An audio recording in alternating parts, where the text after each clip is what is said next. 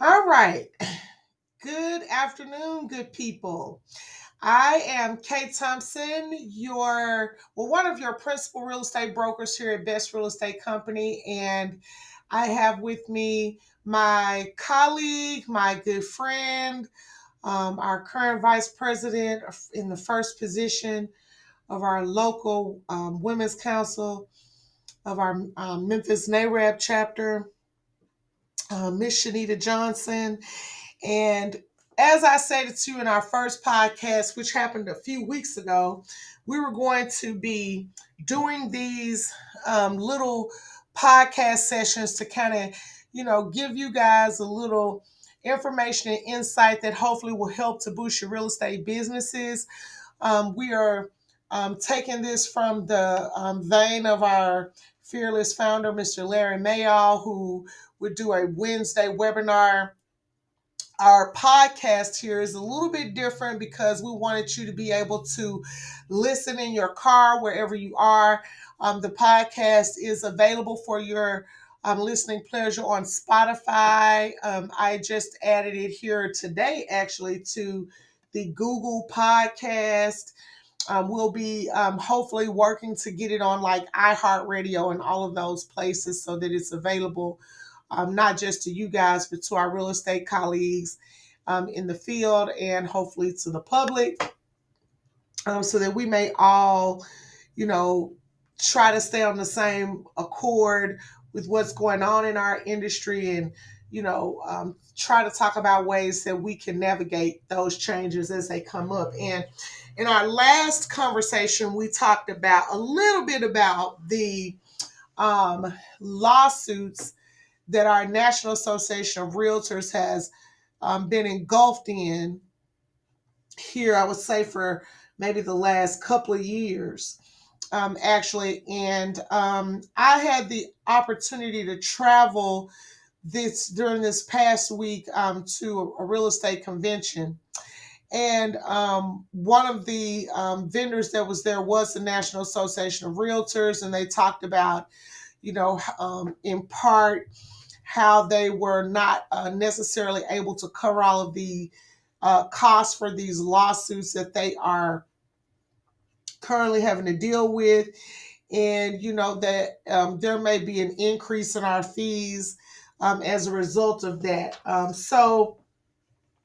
Um, that's where, I thought back to, what can we be doing as agents to, be able to remain a member of this organization and be able to absorb those costs that may come along to us, be passed down to us as a result of these lawsuits, and really just so that we can kind of change the mindset that we have in the industry in regards to commissions and how we make those.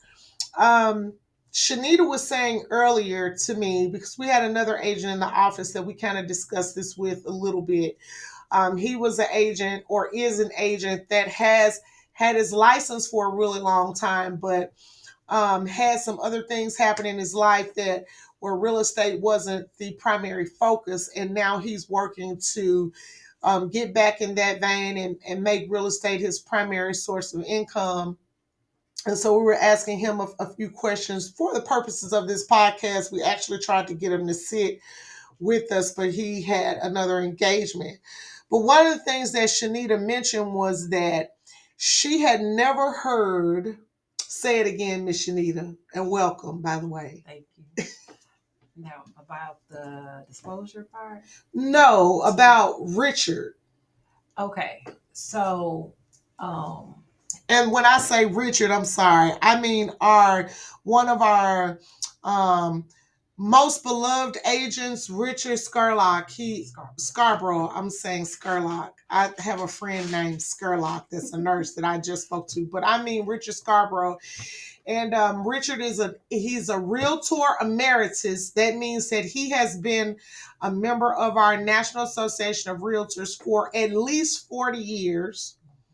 And we have a couple of other agents in our office that fit that bill. There are not many of them out there that can call themselves an emeritus. And he is also what I like to call our resident investor broker. He really understands the investment side of things. He has invested in and rehabbed and, provided safe and affordable housing for lots of people in the course of his career. And so he has a value proposition that he uses that Shanita thought was awesome. And she had never even heard of this, right? Right. Until Richard said what it was. So go Right. ahead. So what he said that I had never heard an agent or a broker say was that when he meets with a seller, um, when it comes to discussions about commissions, he's he says that his fee is, well, he would charge 1, 2, or 3%, depending on the needs of his client. And I had never heard anybody say that before. And I think that it's important, because when we talk about commissions, I know there's no standard, there's no set fee and all of that, but I think when it comes to the conversation about a compensation, I think we have to keep first things first, and that's the needs of our clients.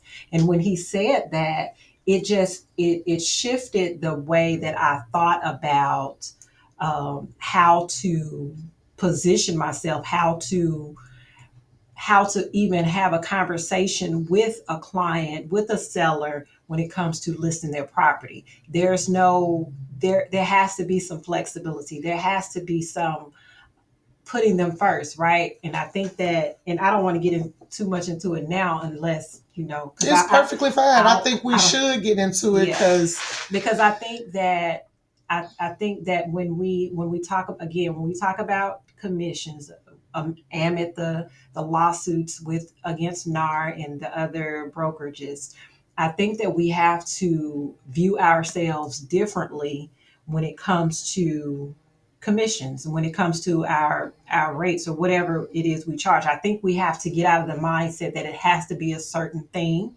and that it has to come from a certain person, that it has to come from the seller, that it has to be this certain percentage. I think when we do that, when we get stuck in a mindset that it has to be this set percent, or I can't work with you, then I think that we miss a lot of opportunities to not only uphold the code of ethics that we say we live by, the NAR code of ethics, and even just the value as a professional. I think when we get into sticking to that and not putting the client and their interests above our own, we run the risk of the result that we're seeing now with the different lawsuits. Now, I don't know all the legalities of the lawsuits, so I'm not even going to get into that. But what I will say is, I think that we have to change the way that we think about how we value ourselves when it comes to commissions. Another thing that um, when it comes to commissions, I think we have to, one conversation that Kay and I had also was the conversation around buyers not being able to afford, or they don't have the money to pay their agent when they're getting down payment assistance or whatever the case may be. I think we have to get out of that mindset, get out of that, stop putting the stigma on buyers that buyers don't have funds, right? Just because a buyer may be using down payment assistance to assist them in purchasing a home does not mean that they don't have funds to pay their agent. I think the problem is, not only is there a stigma on buyers who use down payment assistance, there's also, again, um, as a whole, as an industry wide, we're kind of stuck in the mindset that our commission, our salary, our pay has to be a certain thing, when it doesn't have to be. It's totally negotiable, totally flexible. We can charge, um, based on the services provided. And I think we miss that when we get stuck in, well, my buyers can't pay me, so I have to get it from the seller, and it has to be this certain percentage.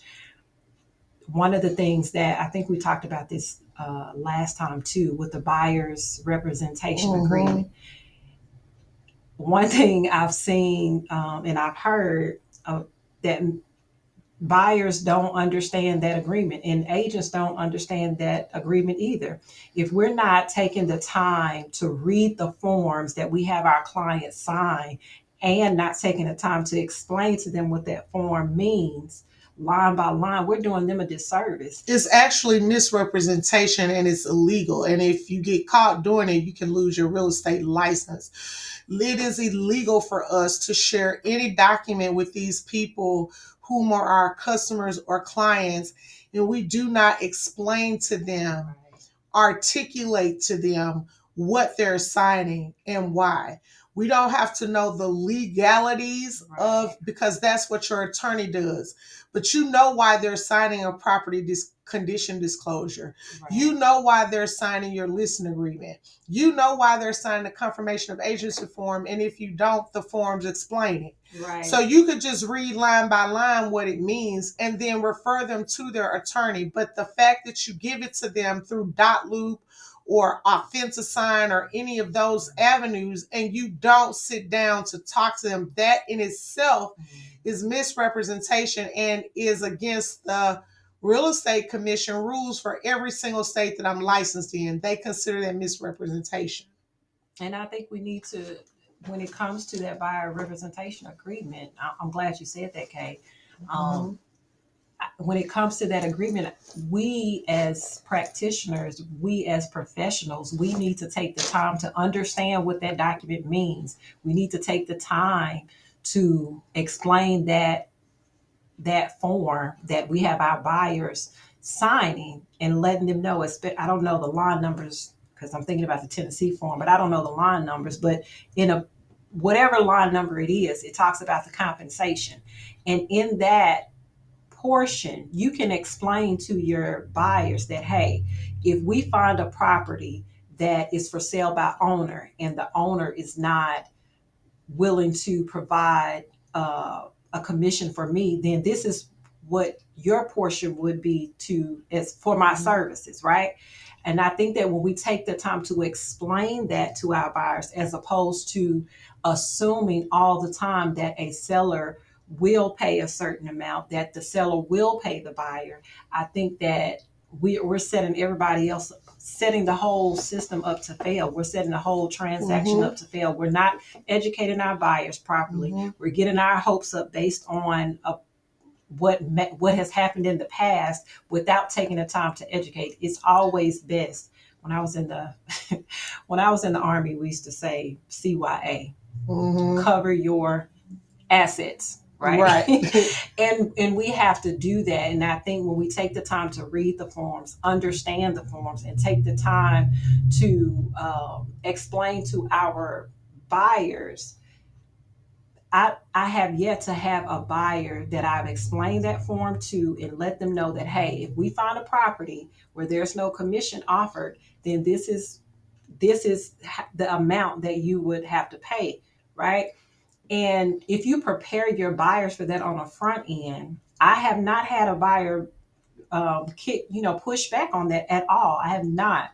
And so, but again, I think as an industry, we're stuck in the mindset that our commission has to come from one place and it has to be this, and it has to fit in this certain box. Right. And it doesn't have to be. So all of that what you said is definitely true. And I just want to maybe shed some light on a different part of that with the buyers, in terms of us believing that they don't have the monies to pay us. I'm working with the buyer right now that is eligible according to his income and his documents that he provided to his lender to get down payment assistance. I also know, because he told me in the offshoot, just through conversation, that he has a certain amount of money set up in a separate account that he's going to use to buy a truck. Now, he and I have this conversation. I've been working with him for a really long time, like over the course of years, because he's super picky. Um, I was explaining to him how, there are people out here who may need those funds more than him. Da da da da. He says, I mean, it's just my way of beating beating the system, which I totally, disagree with. But I went back and I went to his lender and I was like, I think he may have more money than he's letting on. And the lender told me, well, we can only see the money he shows us. Like they can't go look for any other monies to see if they have it. They can only see the monies that he shows them. Right. So I'm pretty confident that there are people out here who may qualify for these programs on the surface. The lender can't go search out all your bank accounts. The lender asks you on your loan application, hey, do you have a checking or savings account? You say yes. They say, okay, tell us the loan number. They can't go and find all your money. Right. So a lot of these people are taking advantage of a system that where they're allowed to get a certain thing based on their income. Now, I don't want to get into whether or not we need those programs. Obviously, we do need them. Right. There are people out here who actually don't have the resources they need to get into home ownership. You and I both know that. We can talk those numbers all day long. Right. But there are people out here who beat the system. This particular buyer, because I have shown him so many properties and I have been so patient with him, he actually tries to pay me just for me to open the door for him because he's so picky. That's one thing that I want to say is that, when I'm out here working with buyers, I'm never in a space where I'm assuming that they don't have, because if you operate from that space, then if you feel that your client has a hopeless situation, then it is hopeless. Right, you know what I mean? Right. Our job is to educate them on where they can go to get the type of resources that can help them into home ownership. It doesn't matter what you are, realtor, real estate agent, realtist, it doesn't matter. That's what all of our goal is supposed to be. And if we are, working from a standpoint of that we're trying to help, then you can't be defeated in your thinking, right, and be of help. Right. So how you view your client is how you're going to treat your client. If you treat them like they're broke, they're going to act broke. And you're going to see them as broke. And you're going to attract a lot of broke clients. Yeah. What you think about, you bring about. Right. You know what I'm saying? Yeah. So I never approach my clients from a... Right. So if you look at them like they're broke, then that's kind of the scenario you set up for yourself. I am a firm believer in what you think about, you bring about. And so I never try to think of my clients in terms of that. And I go into every situation knowing that, the client may have some obstacles that I need to help them, or may need to help them overcome, whether that's title issues, issues with financing and things of that nature. These are age-old concerns that affect everybody. And I'm not saying that there hasn't been a history where, people might not have been treated fairly, because of, for any number of reasons in terms of, them being able to acquire home ownership. What I'm saying is we have to stop putting people in buckets, and then treating them like they are the label on the bucket that we place there, because people can surprise you. I have had people who look like they didn't have anything, but they came out and bought the best house I could imagine. Right. And then I have had people show up with labels and designer everything and not have a dollar to their name, right, but they got all the trappings, the visual trappings of someone that has, wealth, or that has it all together. So the first thing we need to do is stop judging people by looking at them, and learn how to ask the right questions so we can get to the truth of who we are actually dealing with as a client. Right.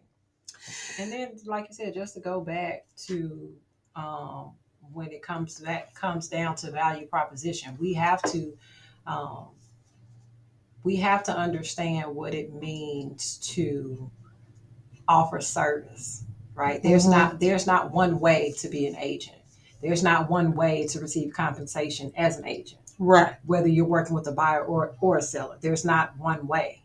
Right. There's no law that says you have to charge a percentage. Right. There's no law that says that.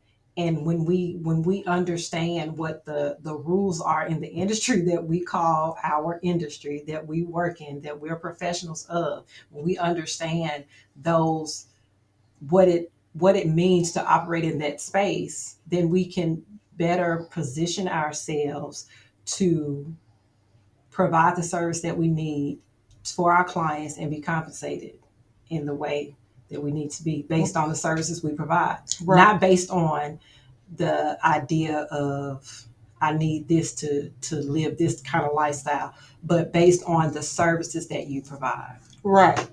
Which brings me to this. So, um, in our last in-person office meeting, I introduced to the agents who attended that a tool that we can use here at Best exclusively right now to add value proposition to our presentations when we're going out to people, helping them to determine if they should use us or buy as a buyer or seller agent. Now, I'm going to be honest.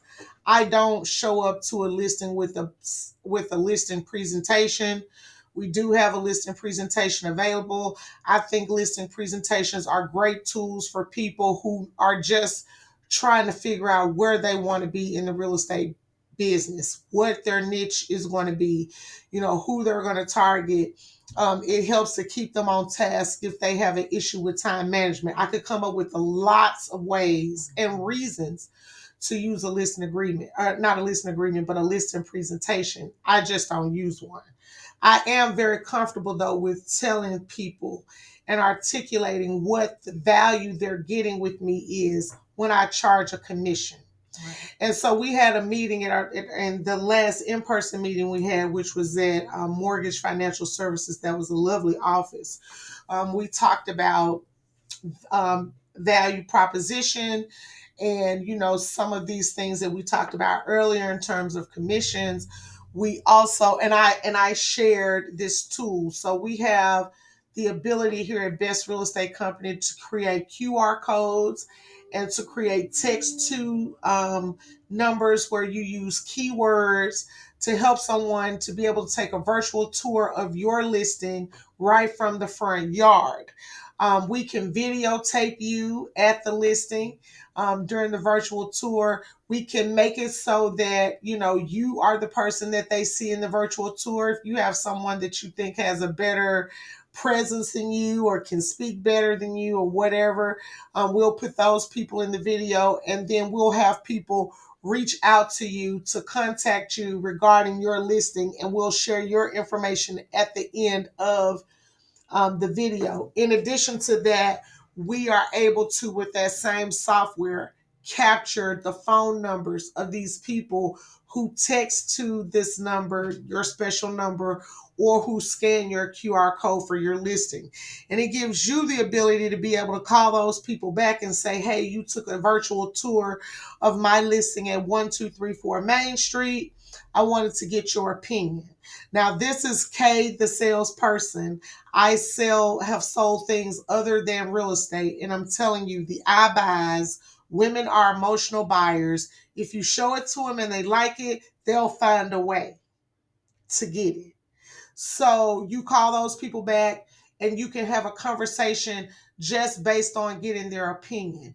Everyone loves to give their opinion. And how many other agents out there are calling people who called from their sign to ask them their opinion of the virtual tour they took?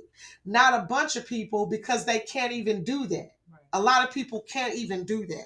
So this is a value, something that we have brought for our company and our agents to be able to use at a cost, because it does cost you to market your business. And if you want more information, you can just call into the office and we'll tell you all about it. But I'm actually using it on a property right now, and I used it as a test to kind of show you guys at the meeting. I did give it out to a few other people, but those people shared it.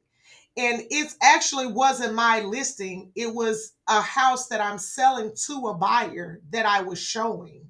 And I got 21 leads from other people, meaning people that I had shared that technology with, who said, hey, do this. Right. Right. So I have 21 opportunities to either make those people a buyer of my property or to help them buy another property. I know they're looking because they text, you see what I'm saying? So it's already warm. So that is one of the things that you could use for a value proposition when you are talking to your clients about listing a property. You know what I mean? If you have clients that are looking to buy a property, and you wanted to showcase, I say all the time, nobody really knows except for me how many listings Best has. Well, I know that because I go and look to see. I can tell, you know what I'm saying? Right now in Tennessee, we have 104 listings. So kudos to the people who got us from 99 to 104 in the last week. That means you're out there working. I look at that because I want to make sure that, our pipeline is healthy, that we have something to offer, and that, there's not something going on where I may need to intervene and help some people. So for us to have increased our number of listings, that's awesome over a week. But that's one of the things that we can talk about in terms of value proposition. And I was having a really good conversation with another agent in our office at that meeting. And, it was actually two.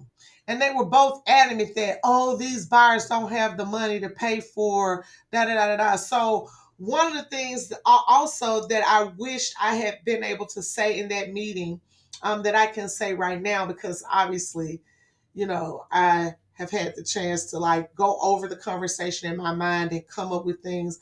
I am always looking at different organizations, and like I really try to understand as much about what's going on in terms of education and service as I can, because I feel like that is how we stay above the game. That's what our founder taught me to do, which was to, you look at everything that's happening, in whether it's not just what's happening in your local market, but you look at the national market, you look at things from a technology perspective, look at things that will affect agents, look at what trends brokerages are making. All of those different avenues have something different in them.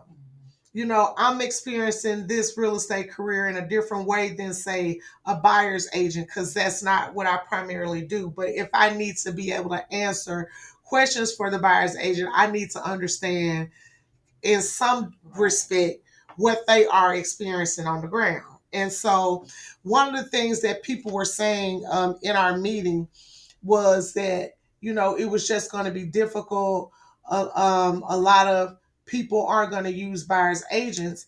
And I really wanted to beg to differ, because I wanted to share with them about this organization that has existed since the early 1990s.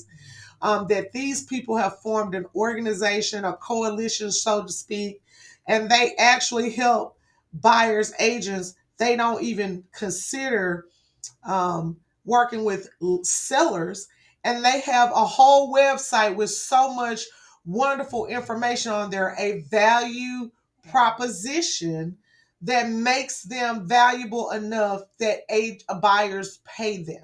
Right. And so I couldn't come up with the exact name. I don't like to give out part of information because I want people to go and find it like I did. So another thing that you guys could do, so we all have heard of our accredited buyers representative, right? The accreditation that the National Association of Realtors is giving out. And right now they're giving it for free. Right, until September. Yes, until September. So if you want an accreditation That's the one to get. Last year or the year before, I think they did At Home with Diversity. But because we have all these lawsuits that are happening, this is in response to that, I think, partly. Yeah. And so they are offering all realtors the opportunity to get the free ABR, and you'll get a year's, your first year's dues for that is covered. So, in case you guys didn't know, certifications you don't pay every year for. Once you get a certification for something, that's it, you're certified. But those accreditations, your senior realtor specialist, or your military, what is a accredited buyer representative, I could, whatever they have. There's Right. not that many certifications. Right. Those Designations. yes, The designations. There's a lot more designations than certifications. And the designations you pay an annual fee for. Right. So one that I pride myself on keeping up is my certified real estate brokerage manager. I had to take like real math classes. Right. To get that certificate, to get that accreditation, and only 2% of brokers in America have it. Yeah.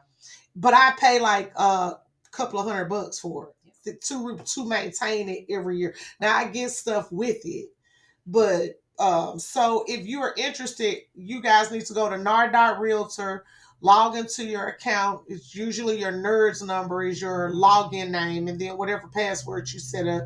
If you haven't set up a password, you can. Right. And then you just go through the motions to take that accreditation. But that is a value proposition that you guys could be using. Most people see all those letters and stuff in your email address, and they have no clue what that is. And we don't take the time to explain it because we didn't have to. Right.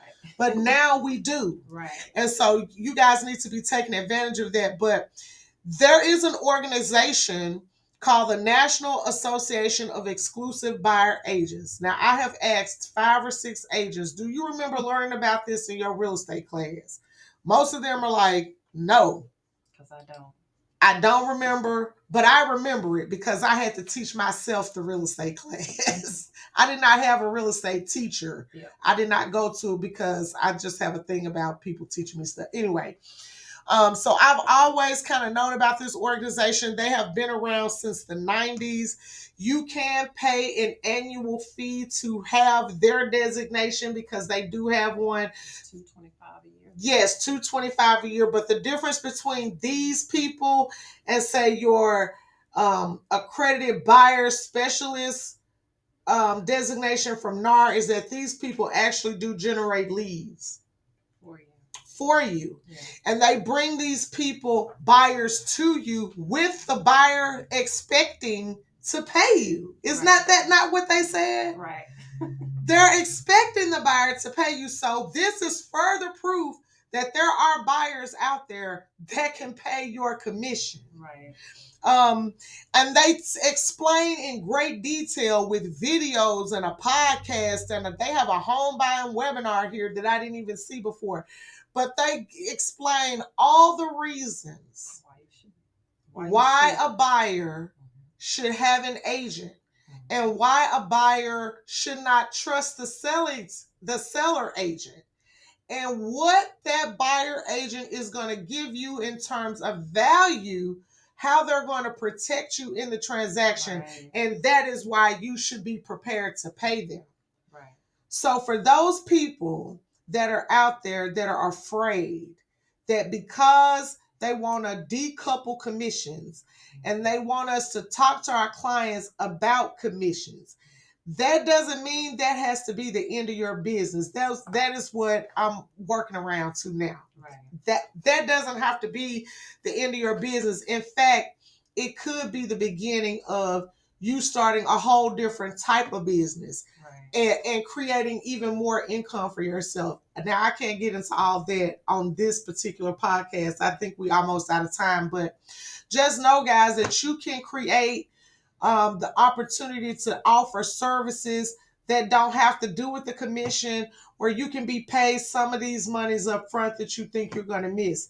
There is nothing wrong with the real estate agent having a price list, y'all, because every buyer or every seller is not going to want an on-suite of service. I have worked with so many investors who didn't want me to do anything but just put their property in the MLS so other agents can see it. Yeah, you can pay me to do that, and then I don't have to do anything else. I'll take that work any day. Right. And the proof that we can offer services, we can be paid based on services, is all of these flat fee services that are out here. Yeah. All the discount brokerages that are out here. Right. That's proof that when you see a flat fee service, I've had 2 sellers to ask me, do I have a flat fee? Because we can totally do that, because if we could not do that as real estate professionals, there would not be companies out here doing it, right? So that's proof that we can do it, and that needs to break the shackles off our mind that we can only be paid one way. And it's not one way. And one percentage amount. Right. Because somebody may be willing to pay more than 6%. Right. But if you stuck on that, you'll never know. Right. So it's like our good friend Daryl Lewis says, you can either have a seat at the table or be on the menu. Right. Which one are you going to be? And with that, I'd like to say thank you for joining us. And we will see you guys next week.